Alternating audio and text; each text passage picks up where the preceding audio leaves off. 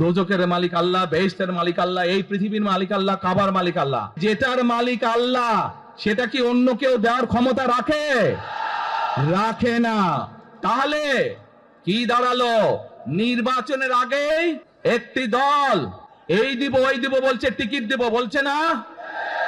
যেটার মালিক মানুষ না সেইটার কথা যদি সে বলে, এক শিরকি করা হচ্ছে, হচ্ছে না? যার মালিক আল্লাহ, যার অধিকার শুধু আল্লাহর একমাত্র। বিএনপি চেয়ারম্যান তারেক রহমান বলেছেন, বেহেশত ও দোজখের মালিক আল্লাহ, কিন্তু যেটার মালিক আল্লাহ সেটা অন্য কেউ দেওয়ার ক্ষমতা রাখে না।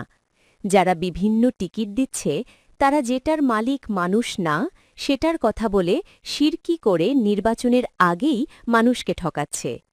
বৃহস্পতিবার ২২ জানুয়ারি দুপুরে সিলেটের আলিয়া মাদ্রাসা মাঠে আনুষ্ঠানিকভাবে বিএনপির নির্বাচনী প্রচার কার্যক্রমের প্রধান অতিথির বক্তব্যে তিনি এসব কথা বলেন।